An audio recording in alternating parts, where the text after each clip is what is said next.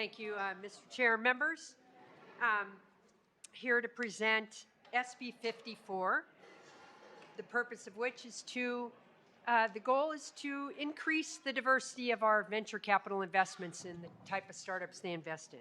I want to first open with I am accepting the committee's amendments. They are based on technical assistance received from the State Civil Rights Department, and that is the office that our intention is would implement or, be responsible for administering the bill if it is successfully put into law.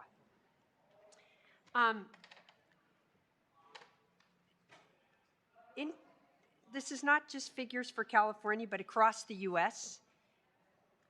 Venture capital investments are going to only certain startups. Female-founded startups in 2020 received only 2.3% of all venture capital investments. And unfortunately, that number dropped to 1.7% in 2022. And in 2022, Black startups received 2.6% of all venture capital investments. Latino startups, only 0.6%. Not even a percent.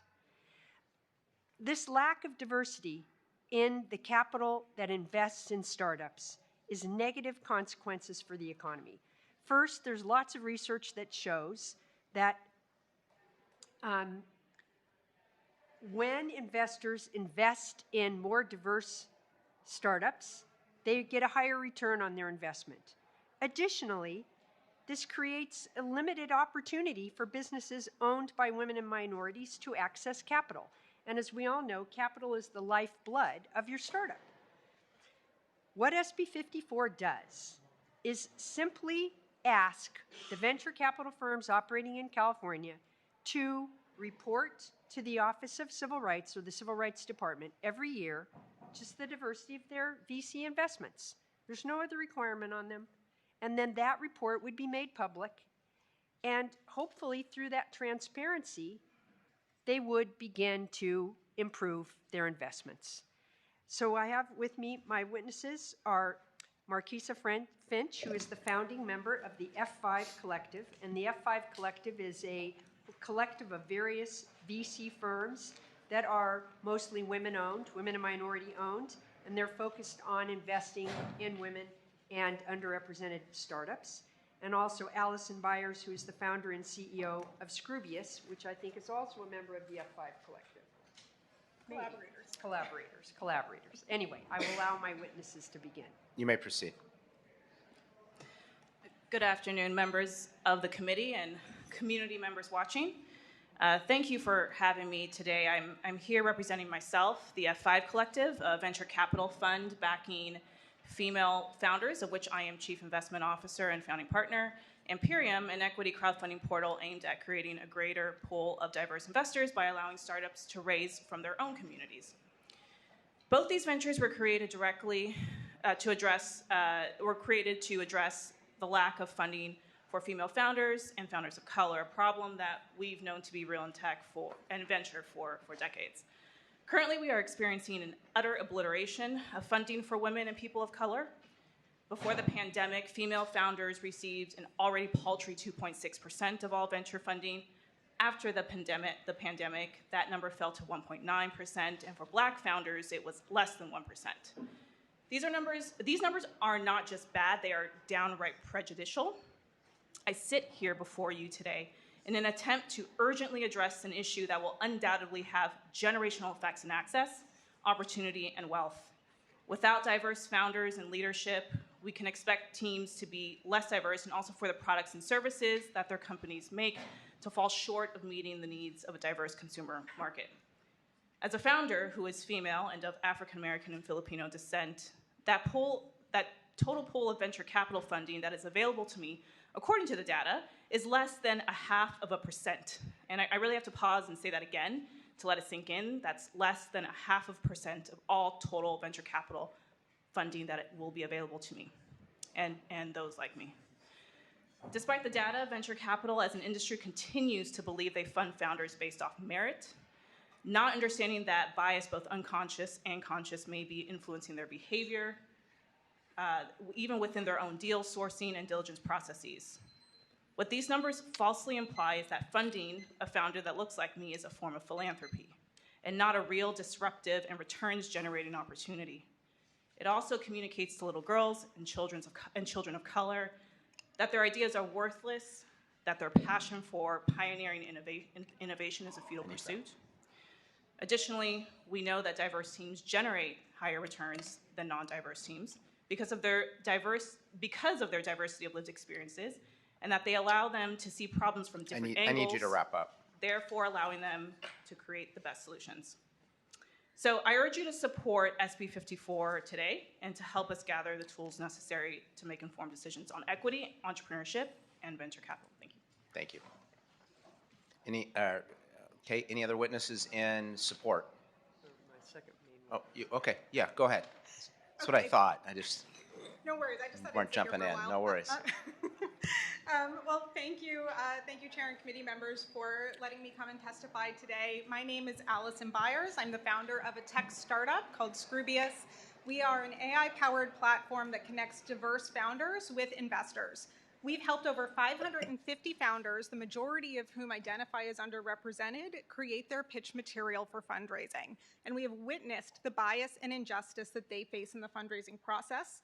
I have experienced this personally many times, and it is why I started this company. So we see this injustice reflected in the numbers that we've all heard today, where of the $238 billion of venture capital allocated in 2022, women got 1.7% of that, Black founders less than 1%, Black women less than 0.35% of that money. I challenge you to find another industry or resource in our country that has that level of disparity. This data comes from trusted sources like PitchBook and Crunchbase, yet they rely on industry partners and news sources because funds are not required to report their diversity metrics. And despite an increase in public rhetoric, 8 out of 10 investors view the funding landscape as balanced. Those investors are general partners of funds, and they manage money that comes from endowments, wealthy individuals, pensions like CalPERS, and other fiduciary backers. Is that where those investors want their money going? So we have witnessed the positive impact of other bills that require data reporting in areas like board composition and diversity in the workplace. This bill takes a crucial step toward rectifying the inequities in the funding landscape of venture capital by establishing accurate measurement and public availability that will foster accountability and progress. California's responsible, I'm going to wrap up. California's responsible for 36% of US venture funding, so this will have a global impact. I'm going to close now. I'm testifying today because this is deeply personal to me. This issue is a female founder representing a community of hundreds of underrepresented entrepreneurs, and I'm proud to support SB 54. I hope you will be too. Thank you for your time. Thank you. Witnesses in support, name and organization only. Good afternoon, Chair, members of the committee. My name is Derek Ali, and I am in support, CEO and founder of Engineers. Thank you. Any other witnesses in support? Seeing none. Any witnesses in opposition? Seeing none. Questions or comments from the committee? Ms. Pappen. So love the idea. I want to ask you some questions logistically about how it works. So this is reporting on percentages of closed deals, is that right?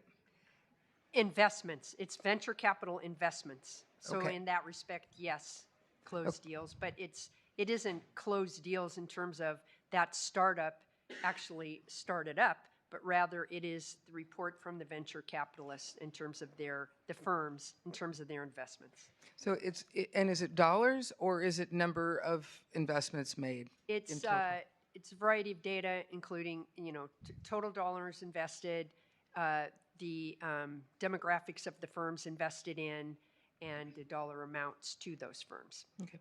And so just to follow up just a little bit more, is it that, what I'm wondering is, are the presentations coming and being rejected, Or is it that they're just not coming? In which case, this ain't going to hurt. I'd just like to know what we're dealing with. Sure. If you don't mind, perhaps would you like to answer that? Because you. Sure. Yeah. Well, I think the spirit of the bill is we would all like to know what's going on. No question. There's a real lack of transparency in any of the questions that you're asking because it isn't mandated. And what we are seeing, I can tell you based on data that I've seen from all the reports that are coming out from private institutions who are taking it upon themselves to measure this, is there are a lot of meetings that are being taken. It is not an issue of people going for funding or pitching for funding. In fact, Black women are starting businesses faster than any other segment of our population and receive the lowest amount of venture funding. They're not actually getting the funding. And we want to measure it, right? We want to actually have some accurate data here so that we all know what's going on. So, Marquesa may be able to, personal experience and the members of her collective, why they formed their own firm because of their making pitches that were not successful. well, but I guess my question, if I may, will you be tracking actual pitches that are made that are not awarded? So in this bill, Yeah. Unless the fund wants to give us that information, the actual, I believe the actual verbiage in the bill does not track pitches, but only close deals after the term sheet's been signed. Okay. So maybe that can be a next step, but we'd love to have that information, but for us, we'd like to know just where the money's going first. Okay. Got it. And I'm happy to support the bill, and I'd like to move the bill. Motion from Ms. Pappen. Do you have a second? Second from Mr. Haney. Ms. McKenna. I would like to thank the senator for bringing this bill forward. This is some important work. We are trying, since I've got here to the Assembly for the past year, I've been asking for this type of data because we know that since these folks are saying that it's balanced and that it's good, they shouldn't have any problem with this bill. They should just turn the data right on over to show how diversity and inclusive they are. But this is some good work. This is not asking anybody to do anything or to invest in anyone. It's just saying where's the money going. And also being the chair of PERS, I'd love to see this data because if PERS and STIRS are doing some of this investment, a lot of the workers, the public sector workers, are Black and brown and women. And so we would love to see this go forward, and I will be supporting this bill. Thank you. Thank you. Ms. Reyes.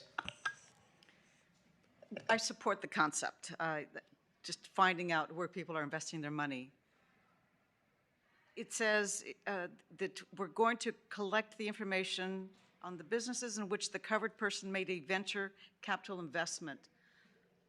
What is our authority for asking a private venture capitalist to provide information to the state of California? It is in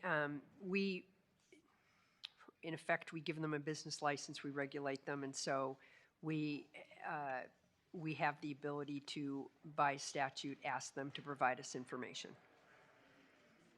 Thank you. Seeing no further questions or comments from the committee, we have a motion and a second. Ms. Scary, may close. Thanks so much. One of the witnesses who came to the mic, Derek Ali, if he, and appreciate that the committee will keep testimony, but he is a Grammy Award-winning musician who is also an entrepreneur who has developed software and other products, and he had the ability to fund himself. If he had not, and he were pitching, as has been evidenced by the research, and he were having to pitch for the investments and for the startup, he may not have been able to pursue that business. And we see that, I think we see now with Ms. Finch, with others, that those with capital, those in the Latino community, the Black community, women who have some capital are forming their own firms because they see that this capital is not being made available. And yet there's not enough capital out there from just women, Blacks, and Latinos, or we wouldn't have this problem. And of course, once their startups are successful, maybe there would be enough capital, but at the moment, not. and it's a big disadvantage to us economically and otherwise. And so I think this bill is, again, aimed in a simple way to hopefully have that transparency motivate some expansion of investment. And with that, I ask for your aye vote. Thank you. The motion is do pass as amended to appropriate. Ask clerk to please call the roll. Mainshine? Aye. Mainshine, aye. Connolly? Connolly, aye. Dixon? No. Dixon, no. Haney? Haney, aye. Calra? Calra, aye. Pacheco? Aye. Pacheco, aye. Pappen? Pappen, aye. Reyes? Aye. Reyes, aye. Sanchez? Sanchez, no. McKinner? Aye. McKinner, aye. Your bill is out. Thank Thank you.